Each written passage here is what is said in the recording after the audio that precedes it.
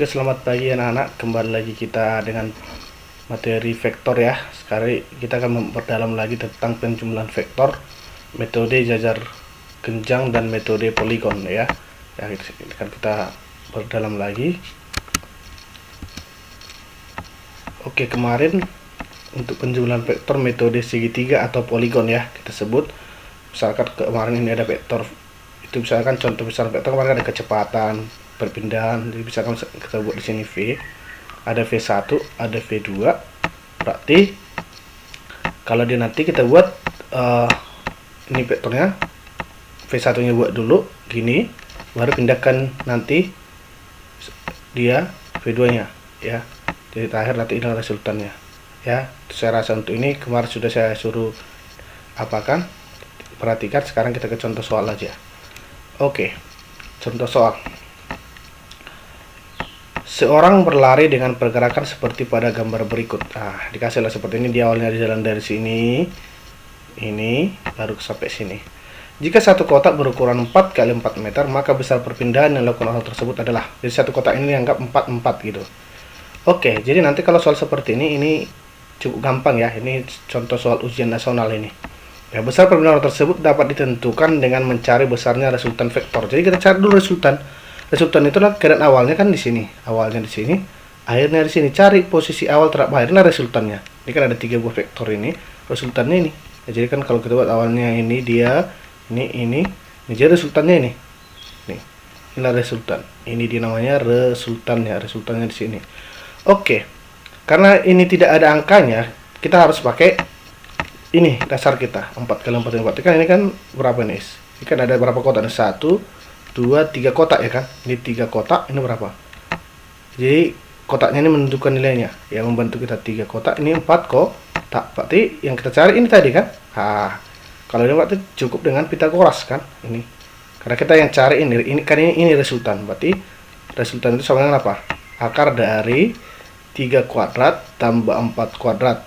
Ya berarti akar 3 kan 3 kuadrat berapa? 9 tambah 16 berarti akar 25, berarti 5 satuan kotak.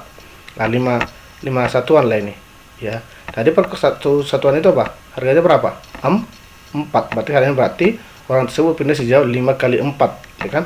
Nah, berarti 5 kali 4 berapa? 20 meter. Jadi perpindahannya ini adalah 20 meter. Nah, itu dia. Jadi dia berpindah 20 meter, cukup gampang ya. Ya, jadi ini ada 3 vektor ini tadi kan, 1, 2, 3 ya resultannya jadi ini. Oke, itu aplikasi dari besaran resultan vektor ya. Oke, biar lebih jelas lagi kita masuk ke contoh soal yang kedua. Ya, ini tentang metode jajar genjang. Kita mengulang sejenak. Kalau untuk metode jajar genjang kan kemarin ada V1, ada V2, ada alfanya di sini. Berarti resultannya apa? P1 kuadrat tambah V2 kuadrat tambah 2P1 V2 cos alfa ya, alfanya ini. Itu atau bisa juga R per sin alfa sama dengan apa? Per 2 per sin alfa 2 1 per sin gamma 1 ya, ini nanti ya. Oke, kita ke soal aja langsung. Dibuat di situ 2 buah vektor gaya F1 dan F2 masing-masing mempunyai nilai 3 Newton dan 4 Newton. Jika kedua vektor bertitik tangkap sama dan saling mengapit sudut 60 derajat, maka nilai dan arah resultan dari kedua vektor tersebut adalah. Oke, untuk menyelesaikan ini kita harus tahu dulu apa F1 nya berapa? 3, F2 nya berapa? 4, alfanya berapa? 60. Ditanya resultan dan arahnya. Oke, mencari resultan ya kalau kita gambarkan misalkan nanti kan ini F1 ini 3, F2 nya 4, ini alfa nih. Ini alfanya, ini kesini alfa ya. Nah, alfanya 60. Berarti apa rumusnya? Resultan sama dengan apa kemarin? Tadi akar dari, karena ini gaya berarti F kita buat kalau kecepatan V tergantung ini nanti. Akar dari F1 kuadrat tambah F2 kuadrat tambah 2 F1 F2 cos alfa sama dengan akar dari 3 kuadrat tambah 4 kuadrat tambah 2 kali 3 kali 4 kosinus 60. Kosinus 60 berapa? Setengah. 2 kali 3 kali 4 kan 24 kali setengah 12. Berarti akar 37 ya.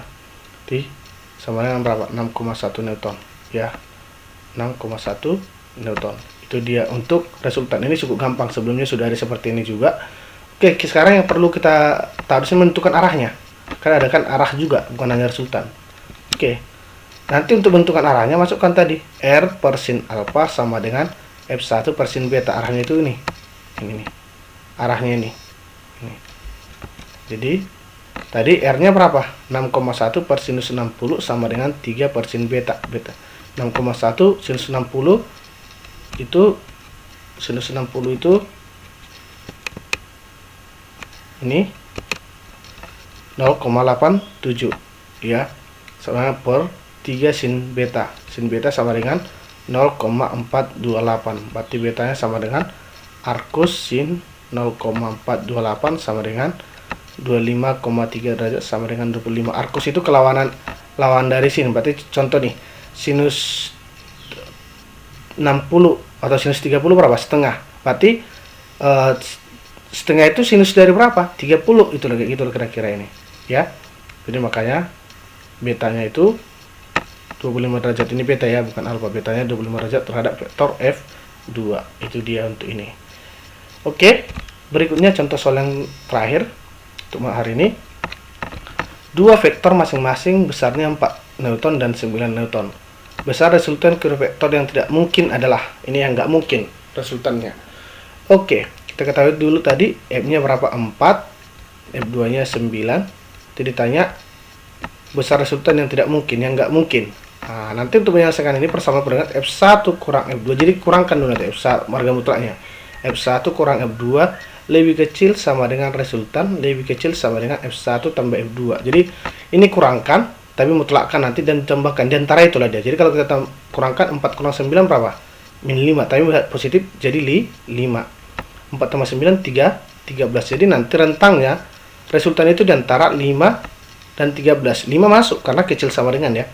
Nah, 5 masuk, 13 juga masuk. Jadi 5 sampai 13. Ya, kalau 2 enggak lagi. Nah, coba kita lihat dari sini. 5 tadi masuk ya. 10 juga ikut ya. 13 masuk, ya kan? Ya, jadi dua besar resultan yang tidak mungkin, ya. Jadi dari sini jawabannya adalah apa? 36, ya. Coba sebetulnya nggak bisa nih, ada 2 sebetulnya, 4, ya. Ini karena kan 5 kecil sama dengan 5, antara 5 dengan 13 sebetulnya ya, dengan 4 dengan 36 nggak bisa ya. Ini jawabannya sama ini. Oke, itu ya. Jadi saya harap udah bisa paham untuk ini. Nanti kalau ada yang kurang jelas boleh ditanyakan.